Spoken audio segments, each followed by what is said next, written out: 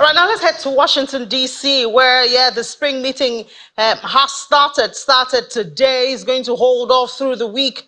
And, of course, we did tell you that we have our eyes and ears right there. So one of our correspondents right there is Juliana. Juliana has left the UK to go to the US. Well, I guess just a couple of travels, Juliana. Well, how is the US treating you? I hope you're not missing home yet.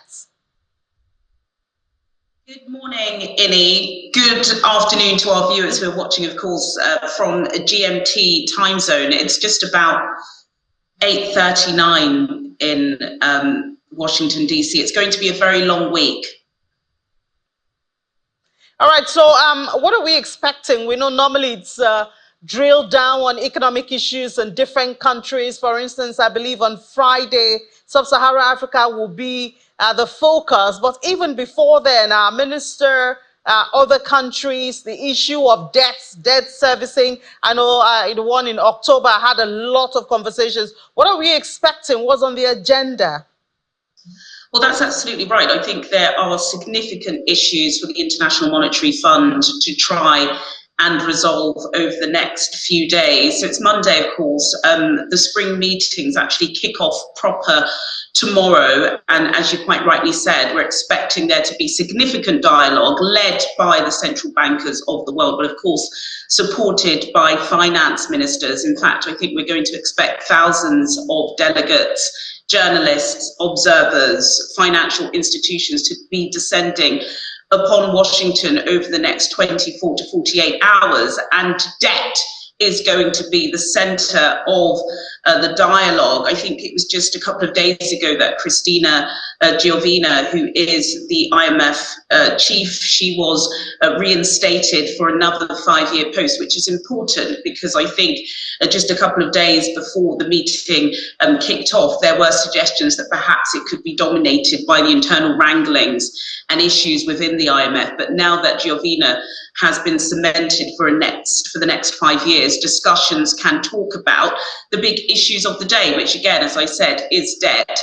Not just debt. I think climate change is also going to top the bill, as well as global issues. We've seen what's been happening within the Middle East, not just over the past couple of months, but certainly over the next couple of days. There are going to be some huge sound bites coming out of Washington. Hopefully that's not going to take away from the financial discussions, which is the reasons why we're here. But global growth being stagnated certainly has a lot to do with geopolitical issues. So, for example, we have stagflation at the moment. We are seeing inflation slightly easing in the G7 and other comparable economies. But now that perhaps we are on a brink of war between Iran and Israel, certainly I think that is going to dominate some of the discourse that is happening in Washington over the next few days. Of course, Nigeria, we are expecting some significant presence from them. I know that the Minister of Finance is in town. He has quite a significant role at the International Monetary Fund because he was appointed just a couple of months ago. You were there in Marrakesh, Innie. He was appointed the World Bank chair for Africa. So there is definitely going to be a lot of pressure on him. However, the central bank governor of Nigeria and the Minister of Finance at least come to Washington at a time where Goldman Sachs have declared the Naira the best performing currency so far this year. Who would have thought we would have been saying that a couple of months ago when people were taken to the streets to protest against the high cost of living in Nigeria. So there are going to be lots of conversations, lots of movement, lots of focus on Nigeria, but hopefully the African delegation can come together with one voice and demand for some of that finance that they will need if they are going to succeed in transforming their economies into being low carbon sectors.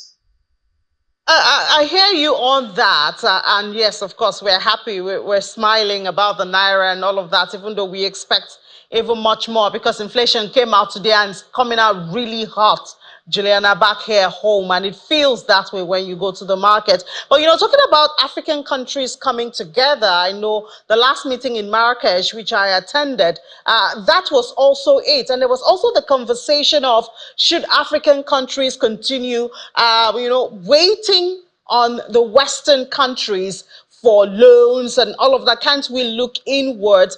I'm hoping, for someone like you who were there, you could also push conversation on to that direction, because for how long should Africa be depending on the Western world for loans and getting condition for the loan? Devalue your currency, and your taxes, and you're not comfortable with the condition, but you have to stick to them because of what you want. So, I guess it's also time for Africa to also change the narrative and take a lead. Do you know what, Inna? You're absolutely right. You've hit the nail on the head there, and I do hope the change makers are listening to you. And I will be putting some of those thoughts to the Nigeria delegation when they arrive, because I think it's pretty fair to say that the Global South have a tense relationship, shall we say, with Bretton Woods institutions, which of course are the World Bank, the International Monetary Fund. Quite interestingly, both institutions are in their 80th year. So this particular spring meeting is going to have so much nostalgia. And yeah, the tectonic plates of the world are shifting. The trajectory of global growth is heading towards the continent.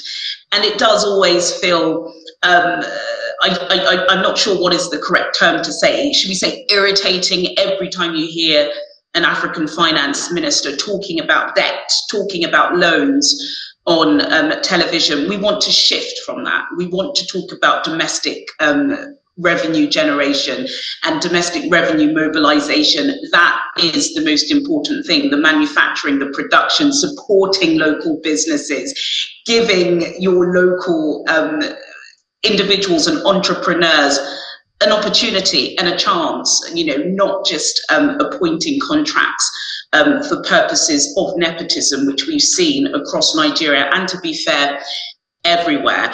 So there are going to be some really important discussions being held. They will be held to account. And as I said, I think, the Minister of Finance, Mr. Wale Edun, he does have a lot of pressure on his back, because he is not only representing the Nigerian economy here, he is also representing the African economy. So we do hope that he is empowered enough to shift the dialogue away from consistently asking for money and talking about, generating revenue within the Nigerian borders. And of course, we know that can only be done if our SMEs are empowered and are given the opportunities based on merit, not based on who you have in your contact book. Yeah, well, a whole lot we're expecting there from the spring meetings, Juliana. Thank you so much for that. Thank you.